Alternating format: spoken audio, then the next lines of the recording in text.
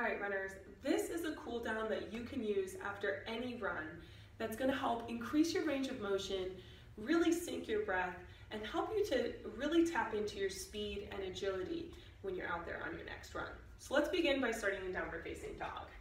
For this position, you're going to make sure all 5 fingers on each hand are really engaged in the floor. From here, don't worry about how deep your bend is or how straight your legs are. I just want you to be able to press the floor away and have the hips coming back. So from here, just drop the head, relax the shoulders, maybe relax the neck. Don't want to relax the shoulders because you'll dump. And from here, I want you to bend the left knee and straighten the right. So you might need to step your hands back further so you can get that foot flat and really be able to stretch out that calf. So we're stretching out the calf on this one. Good. Take a deep breath in, and as you exhale, just switch sides.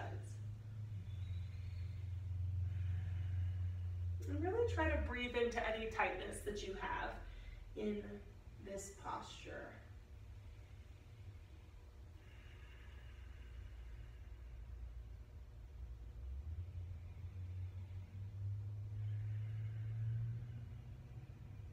Good.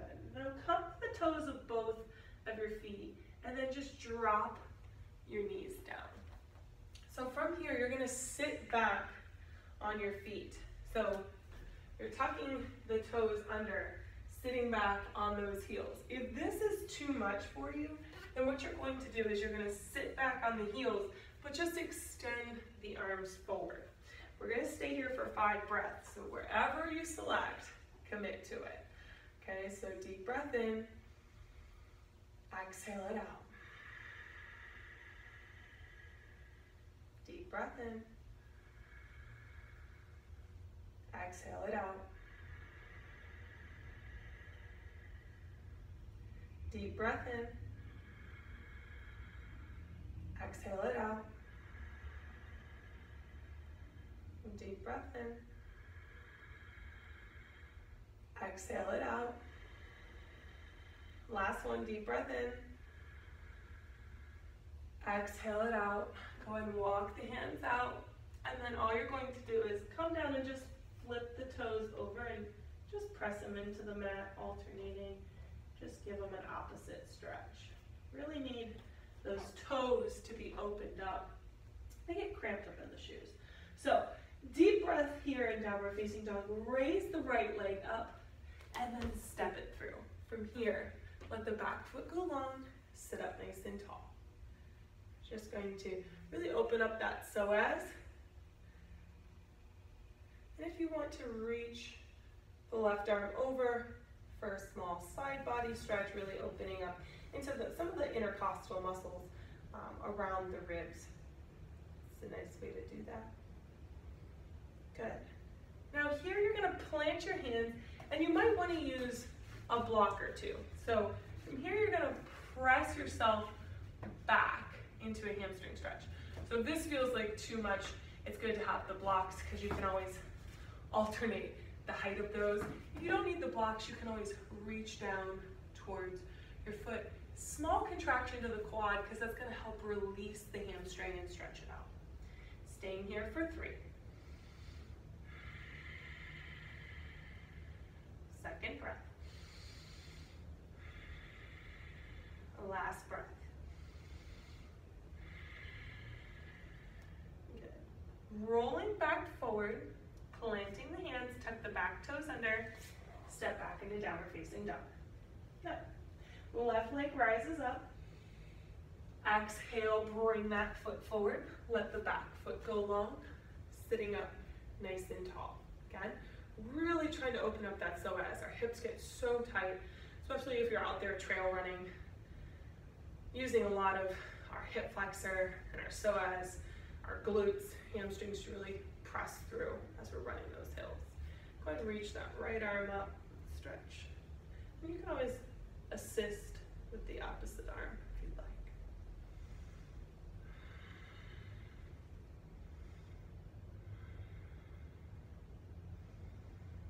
Exhale, bring the hands down, tuck the back toes under and sit back. So again, if you need those blocks, use the blocks.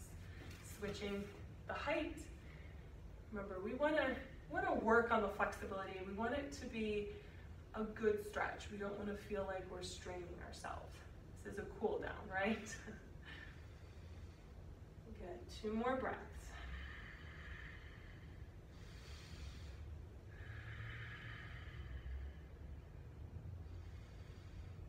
Good, from here, rocking forward, all we're gonna do is bring that leg back and drop to our belly. So from here, what I want you to do is you're going to bring your right arm underneath your chest, parallel to your mat. You're just gonna press up. Let the feet go long. From here, bend the left knee, and then take your left hand and press using the palm onto the top of your foot. Now, don't torque the knee out, we're pressing it straight back. If this is too much for you, you can always roll onto your side and hold here as well. But either side that you're on, we're gonna hold here for 3 more breaths.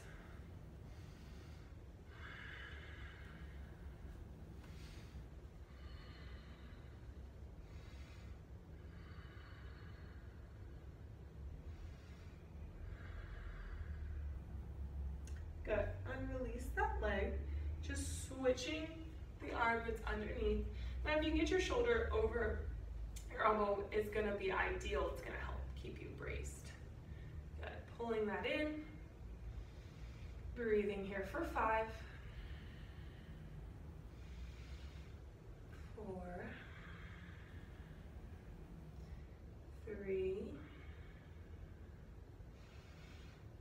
2, and 1. Good. And relax. Good. So now we're going to roll over into our backs. So on your back, you're going to cross the right ankle over the left knee. And from here, you're just going to thread your hand through and grab the shin of your left leg. Using your right elbow, you can press out on your thigh to help externally rotate that hip, opening it up. And you can kind of rock back and forth and find where that sticky point is. Flex both feet back towards you and really try and let the sacrum just sink down towards the ground. Okay, we don't want our hips up high. We're not trying to hike it in. We want to keep our hips heavy. Letting our breath kind of ease us into this position. Good.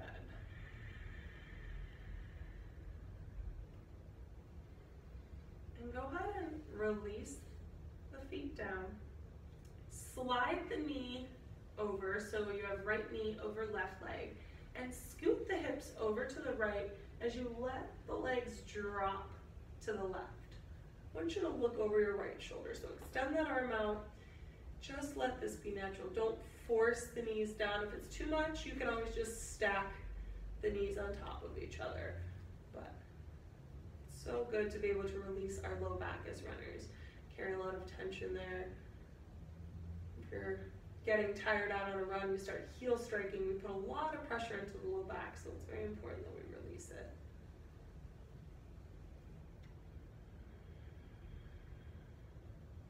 Good. Inhale, bring the knees back up, uncross the legs, and bring the left ankle over the right knee and thread the leg through, grabbing that front shin of the right leg, pressing down with our elbow into our left thigh, and just kind of rocking and rolling back and forth. Finding that spot, finding stillness there, flexing both feet back. Good. Breathing.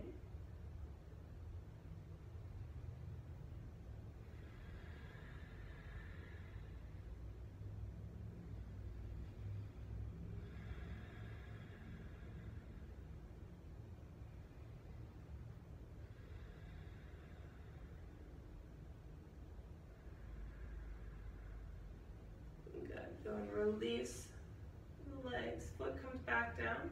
slide the knee over, scoot the hips to the left, drop the knees to the right, and look over your left shoulder.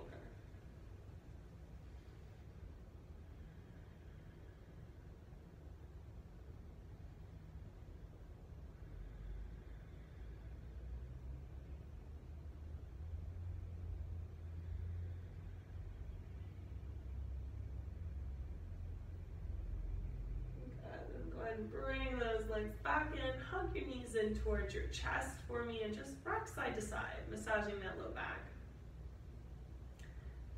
Good. And from here, I just want you to let everything just plop. Just let it all sink. Close your eyes. As runners, we are not really accustomed to stillness. Definitely more accustomed to movement and motion, but I want you to really think of this position, this surrender pose, to allow you to get deeper into your running practice. And while you're here, think of it as recharging your battery. So just let your bones feel heavy into the ground. Control your breathing, just let it be natural. Let's just enjoy the last little bit right here.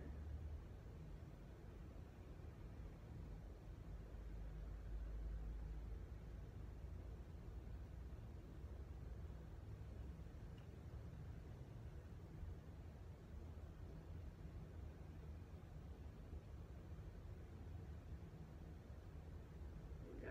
Go ahead and roll over onto your side. Then find your way to a seated position. Sitting up nice and tall, let's take a deep breath in here together. Exhale it out. Deep breath in and exhale it out. I want to thank you guys so much for being able to do this practice today. By incorporating this into your daily running routine, I really believe that you'll start to find more mobility, increased range of motion, and it's really going to start to affect your speed and your endurance overall. After all, endurance is about longevity. So keep coming back to this whenever you need it, maybe double it, but just let it serve you and serve your running program. Thank you guys so much for practicing, and I hope to practice again with you soon.